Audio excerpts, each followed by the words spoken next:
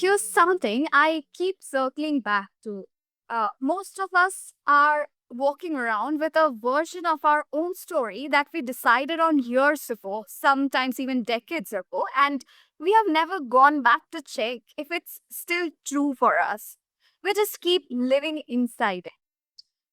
What happens to the person who has spent a lifetime helping other people tell stories, finally turns around and asks that question about himself or herself? Welcome to Health and Heavy Life, the show where we take mental health out of the clinic and put it back into your actual everyday life. Today, we are talking about identity reinvention and the quiet power of stories we carry, because I think people don't talk enough about how much a story can either trap you or free you. And joining me tonight is someone who has spent close to 50 years shaping other people's stories, from producing music legends to Emmy nominated documentary work to leading one of the largest wildlife conservation campaigns in history. And now he has stepped into a new one of his own as a novelist. And I am very happy to have Maxim Langstaff with us here. Max, thank you so much for joining us tonight. Thank you. I'm honored to be here. I'm honored to have been invited. So thank you for asking me. Absolutely. Before we get into any of it, I would like to hear about your journey directly. How do you actually describe your own journey your in your own words?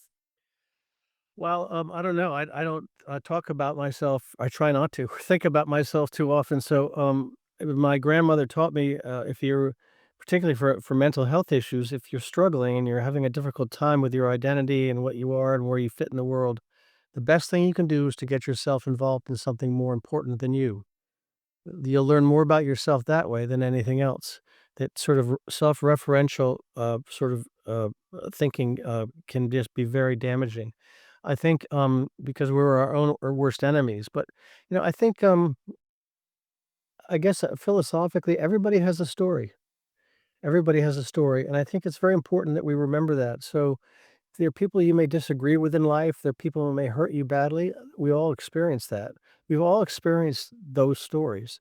And I think when one is interacting with other people, it's very important to remember that in your back of your head, because I think the thing that's most important, I think that allows the most amount of healing is kindness. We need kindness in the world, and human beings are not all that kind all the time. And I think the more you think about that and spend time with that idea of kindness and what that means for you, I think is going to be is a very good thing. My particular journey, like everybody's, is I have my own story, and you look at people's resumes and what they've done, and everybody always asks, they always to list your accomplishments. Well, for every victory I've had in life, I don't know what that really means, but for every sort of measurable success, I've had a lot of, I say failures, but I don't think believe in failure. I just believe in different degrees of success. But I've had some pretty small degrees of success in most of my work. So for all the sort of big, high profile successes I've had, I've gone through an awful lot of a process that is difficult, painful, and you feel like a failure. So, I'm not any different from anyone else, what a friend of mine once said, "Yeah, we're just another bozo on the bus, and we all know where that bus is going." So, enjoy the ride and, be kind. Absolutely. And Maxim, you said something very nice, that we all have a story. And I think this is where I think that most of us think that our story is something that happened to us, when really it's how we keep choosing ourselves quietly, and every single day our actions, those determine our story. So how do you think people mostly get wrong about the story they tell about themselves to others? Well, it's very interesting because there's no question that the stories we tell ourselves define us. And, and as you were saying in the introduction, they can lock you into, a particular, situation, or, they can, free us. And I think that, broadly speaking here for a second, storytelling is very, very important to human beings. We're the only creature on the planet that does it. So what makes humans separate from everything else? It's storytelling. And that's not always a good thing because what that means really is that human beings operate from belief, not fact. As much as we worship science and facts, we will ignore them, even though they're staring us in the face, if they contradict our beliefs. And that's why we live in the world we live in today. Why, we're in such a muddy puddle right now, but because we operate from belief. And I think it'll, in the big picture, I think it's going to doom humanity. Spiders don't operate from belief. Spiders have been around for 400 million years. We've been around for about 200,000. We're not going to live as long as a spider does. Now, they obviously see more than we do because they have 8 eyes. But I think what is it they see and know that we don't? You think about a wolf or a bear or a tiger, anything like that. They don't engage in storytelling. If they're trying to get dinner for their family and they don't succeed, they're not gonna, "Oh my god, I'm gonna get into this thing," and they get self-doubt, "Oh my god, look what they did, and I didn't do it, and I'm a failure, I'm just a failure." No. They move on and look and try again. And I think that, because of our difference as human beings from all the other creatures and life forms on this planet, it makes our world very lonely.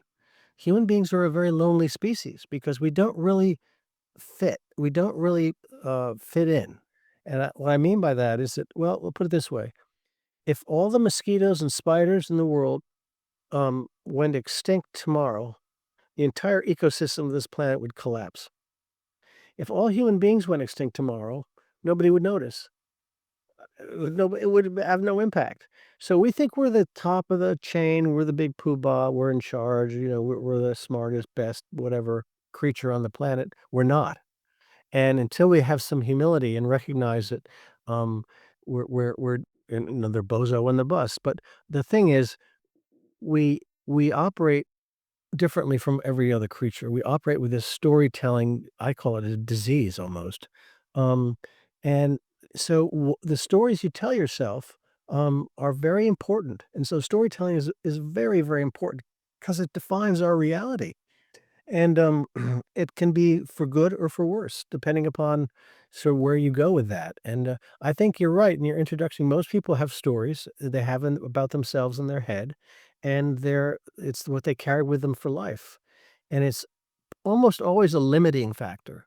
Um, I think that, our parents when we were born hardwired us, if you think of a human being as a computer, all these we're hardwired to certain things, certain beliefs, certain stories. And unplugging those wires is very, very, very hard to do. Um, and I think for people who are able to do it, it's usually the result of deep trauma. People don't human beings don't like change. It's very funny to me because change, for me, change is the only absolute. It's absolute. Change will happen. Whether wherever you are right now, you will not be there in a minute. Things will change. So your worst moment in life will not continue to be your worst moment in life. It could get worse. No, I'm just kidding. But and change, it's sort of like the God space for me because if you think about it, it's the only absolute. It's the only thing human beings cannot affect or negotiate. It's sort of proof God exists. I mean, that's evidence of God in the sense it's omnipotent, it's all present change, and it's continuous. And the weirdest thing is that this is where our storytelling, I think, comes from. We hate change. Human beings hate change. We will do everything we can to prevent change. We will rearrange, we'll adjust, we'll do this. But real change, as a person, and I've gone through this, real change is take a lot of hard work to unplug all that wiring. It's complicated. And it usually is the result of deep, profound trauma, some event in your life that sort of shows up that um, indicates to you that whatever it is doesn't work.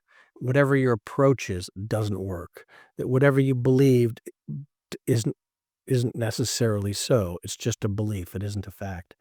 And most people never go there in life, and they never have to, fortunately. On some level, you could argue. But so people have a sense of reality which is based on their beliefs, and they're fixed. And, it's a problem, I think, in the sense that what we do know already for humanity and for all of us in our own individual lives in the broader picture is that whatever it is we believe and whatever it is we're doing today isn't sustainable. We're not going to survive on this planet if we keep doing what we're doing and if we keep believing what we believe. And it's tragic and it's but it just makes you realize how powerful belief is. So the stories we tell ourselves are incredibly important. I mean, you think about global warming and the global environment, for example. Um, we know we have the science. We know the science. We know exactly where we are and why we are where we are, and we know that it's not sustainable, but we're not doing anything about it. There's even with the facts right in front of us, the science that we so heavily worship telling us this, we're like, I don't think so," or, "No, whatever. I'm gonna go to Starbucks and get a cup of coffee." I mean, it's people don't our beliefs give us a quality and ability to get into sort of some kind of self-denial, and, because if a fact shows up that doesn't match up with your beliefs, you just ignore it or deny it, and it's sort of pathetic, but we all do it. We all do it in our little ways, in our daily little lives, and we look at it broadly in terms of humanity as a species, it's endemic. Absolutely. And since you talked about change, Maxim, how does sort of a change look like in our everyday life? Let's say someone is actually attempting at having those sort of changes and making certain shifts in the way they look at themselves and the way they develop relationship with themselves. How does this change look like in their everyday life? Well, it can be very painful. I think, change, we come at change, kicking and screaming. So it's not like, "Oh, I woke up today and I think, well, I'm just gonna change." Good luck with that is all I can say. But, you think about a person, they come up against a brick wall, right? And the worst thing someone can say to you is, you try to get through the wall and you can't, you keep hitting your head against the wall and you ain't getting through. And someone says to you, "Well, just try harder." First of all, that's the worst advice you could ever get. So trying harder isn't gonna help change. If you wanna get over that wall or get through that wall, then maybe you should move down the wall, do it differently, change what you're doing, and look for a door. I mean, but we we don't do that very often. But it's not complicated. The thing about change, if you think of change as sort of like a river, there's the past, the present, and the future. Well, there really is no present because the moment we hit the present, we're in the past. And until the present shows up, it's in the future. And there's no such thing as the future because it doesn't exist. It's not here yet. It's a very, very, I know it's sounding overly complicated, but when you think about it, so change that is change. You go future, present, past. It's a river. You're in the river and you're moving down this river. So if you do nothing in life, everything around you is gonna change. It's gonna change. And you can live your life in just reacting to the change in the world and what goes coming up, here comes a rock, "Ooh, gotta go around that." Or you'll hit it. Or you can, decide that, "Well, maybe I want to, go to another part of the river. I'm gonna swim over to this side of the river rather than just floating down the river." Most people just float down the river or sink. But I think that I think, so change is just omnipresent, and that's the thing, and we don't think about change very much until we're confronted with it, and then we're like, "Oh, I don't think so." We just don't like change. It's ironic when it's the most predominant thing in the world, but I think part of that is connected to this idea of change and is fear. People always say about fear, which I think is a very interesting concept. Fear, is the most dominant single human, uh, experience. It's our survival technique. So when someone says, "Well, you should don't feel fear," or "It's not good to feel fear, embrace fear, love fear, recognize fear for what it is," because it's what when we climbed out of the trees, it was a pretty darn good idea to be pretty much afraid of everything, you know, 'cause, that was our key to survival. So fear is dominant in everything and everybody in life, whether you're actually sort of aware of you're feeling it or whether it's underneath. And everything I've done, all my successes as well as my failures, doesn't matter, they're dominated by fear. I was scared to death about what I was doing. I mean, you know, and the fact that they succeeded and I was able to sort of do something that communicated something to somebody else, that was the magic. Why? Because it made me less alone. In other words, I'm not alone if I remember I talked to I don't know if you know who John Denver is. He wrote "Take Me Home, Country Roads," some great songs, and I said to John one day, "How do you know you've written a great song?" He said, "When it becomes yours." That's very powerful when you think about it because, you know, we are lonely. Human beings are lonely. We're lonely in and of ourselves, and we're lonely even in a group. And why is that? And how do you get past that loneliness? And you know, we have a fear of being alone and loneliness. You get past it by connecting to others in what you do. It's like my grandmother said, "Get yourself involved in something more important than you," is an act of connecting and connection. And for mental health, I think is critical. I have found in the worst moments of my life, and I've had my share, I have to admit, um, uh, I connected. I made an effort to connect to something or in some aspect of something. I explored something that forced me to connect, and, something I didn't know, or people I didn't know, or an activity I had never contemplated doing before. And every time I did that, I say it saved me. It changed me in the sense it changed my perspective of myself and the world around me. And at the end of the day, we're all on the same journey. And so, if you're struggling or you have moments of struggle, and anyone who says they don't and never have, they're just plain delusional and they should be locked up. But I think that it's important to connect. And of course, that's what I do. I'm a storyteller. I'm an artist. My stories only work when they become yours. You have your story that's rattling around in your head, whatever. You know, our brains are machines. But the moment your story can become someone else's, or you recognize it in somebody else, sort of that bridge of empathy, or that thing. You listen to a song that you love, or read a book that you love, or see a painting that you love. That's a connection. And, it informs you, it adds to your story that you're not alone. Other people have stories. Other people feel the same way you do. Um, so, I mean, I take a song like "Take Me Home, Country Roads," okay? It's not about the location of, well, I guess, West Virginia. It's about home.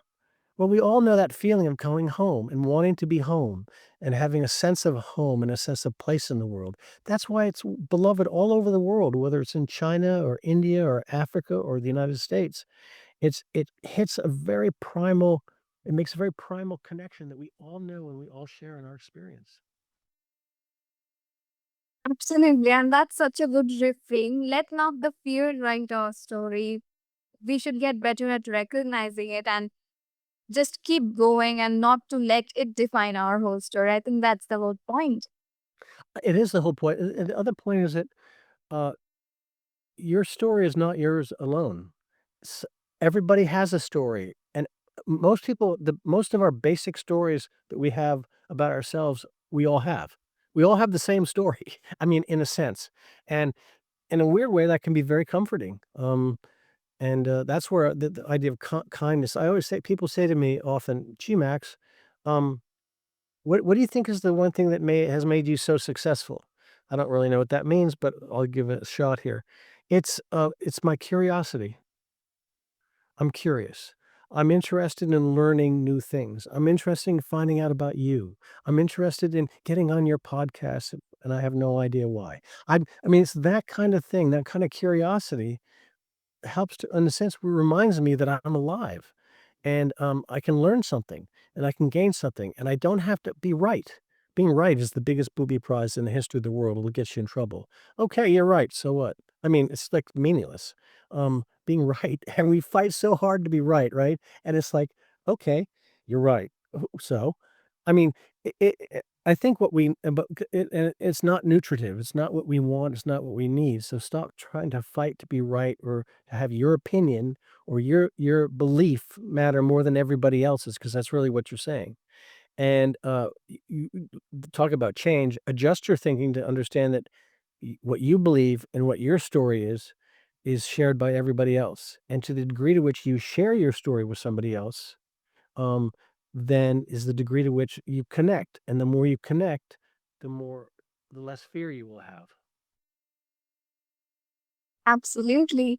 Thank you so much, Maxim, for having this conversation with us. It was really great talking to you. And if any of our listeners want to connect with you or learn more about your work, where do you suggest they find you? Well, you can find me lots of different ways. You can open the window wherever you are and yell out my name and hold your breath, you're not gonna get very far, but it's one way of doing it.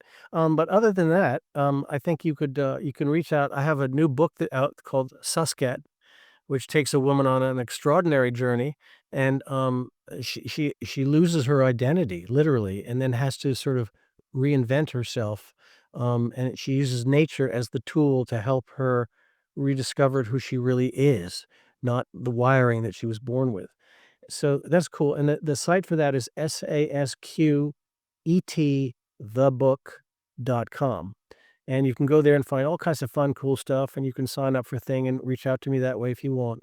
I also have a website, Maxim, Maxim Langstaff, Langstaff.com, and you can see some of my other work there's people there and I guess emails and phone numbers, and you can reach out. I'd love to hear from anybody. I want to connect. We should connect with each other. Absolutely. And I'm sure our listeners would benefit a lot from your website and your book. I would definitely recommend our listeners to please go have a look. Thank you so much, Maxim, for having this conversation. Thank you. And to all our listeners, uh, you don't have to overhaul everything today. Just start by noticing it, recognizing it, and that might be the first step. And enough is the first step. Until the next time, take care of your mind, and I'll meet you in the next episode very soon.